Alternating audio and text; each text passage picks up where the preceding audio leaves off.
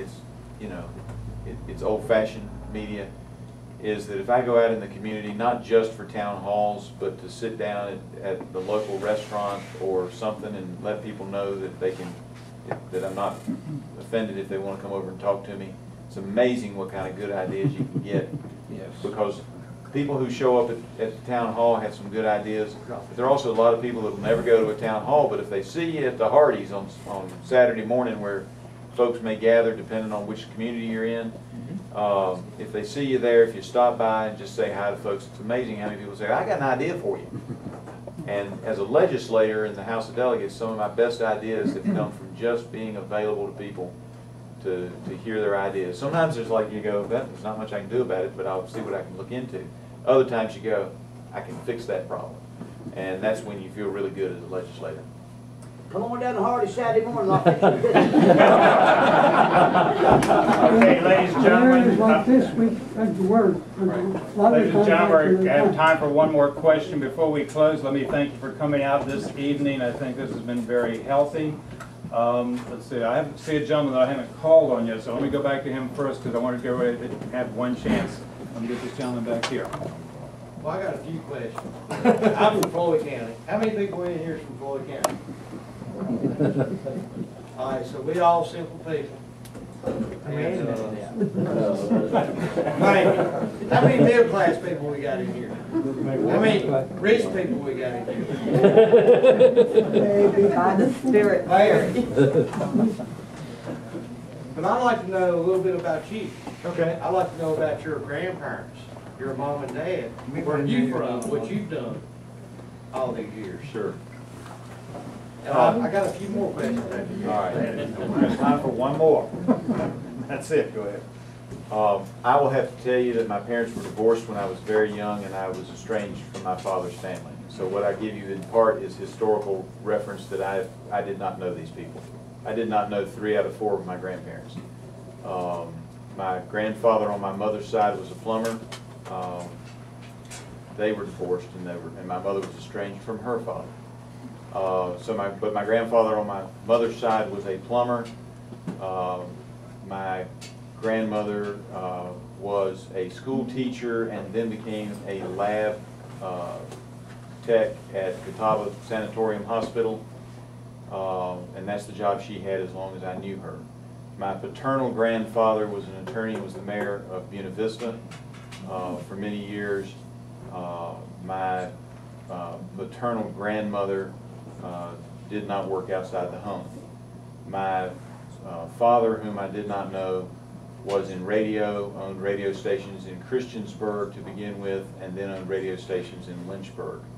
My mother was a school teacher. She retired as a school teacher in 1993 after more than 30 years of teaching school, most of which were with the Roanoke County school system, where she taught 6th grade and where she taught civics in the latter years. And people always thought that, you know, she taught civics, you must have gotten your bug for politics from her. I always say, no, it was the other way around. She didn't start teaching civics until after I had already started going to Republican conventions. So I think I got her into it. But either way it was, she's a great lady. She raised me. I think she did an okay job. I'm not perfect, but I think she did an okay job. She raised me on her own, and she's a strong woman. She's turned 80 this year, and obviously, you know, I think the world of her. Did that answer that part of the question? Well, yeah. And we all know in here, politics and money all plays a big factor in here. But I want to know where you think the economy stands now with what we've got now. And I mean, I ain't talking about, you ain't got to go back into the 50s and the 60s and the 70s where it all started corrupting, but what are you going to do to make it all different? I mean, honestly, just an honest answer, what are you going to do for the middle income makes this world go round? We all know that. I think. No, I can go back to the French Revolution. Clearly the middle class was a moving part in that. The middle class was a big part of what happened in our revolution as well. And so, you know, the middle class clearly has been a part of the modern scene, particularly in democratic republic forms of government. I would have to say to you that I believe fervently that a simplified tax structure where people can understand what it is they're supposed to do. Most people in this country want to do right. They don't want to cheat the government out of what they're rightfully entitled to.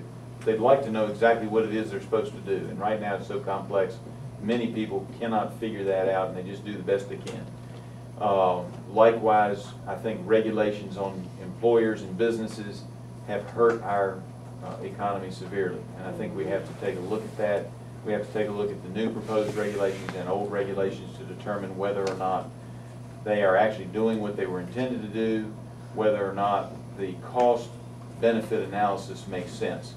Obviously, you know, if you're trying to eliminate mercury from the air, that's a benefit that's pretty significant based on some of the health concerns we know today. On the other side of that coin, you want to make sure that in any regulation that you look at, it's not just a feel-good regulation that costs a lot of money, but if you're going to have something that impacts business and costs money, you want to make sure it has a real benefit to society at large. And I think you really have, I think we're on a precipice where we not only have problems currently, but we're about to make it a lot worse. And if we can roll that back, we can then encourage businesses to expand, bring jobs back, and expand those businesses that haven't left yet. Manufacturing business in particular. So can I ask one more question? Sure. As far as I'm concerned, I mean, this is your show. Just one more. So,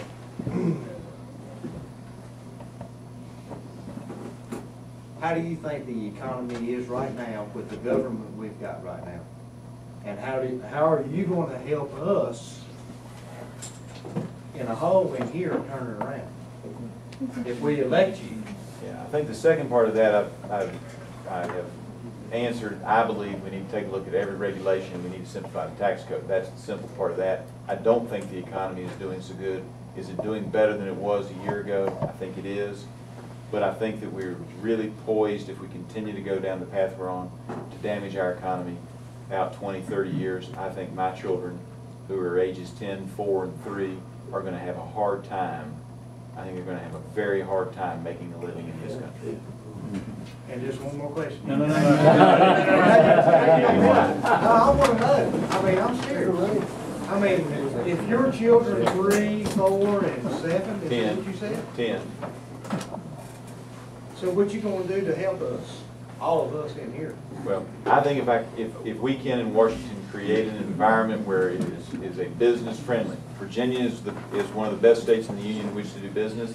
If we can create an atmosphere where it's a business friendly atmosphere to get jobs rolling again in this country as a nation, that is what will generate and help everybody in here and help my kids. All right, Delegate Griffith, thank you for coming to this community.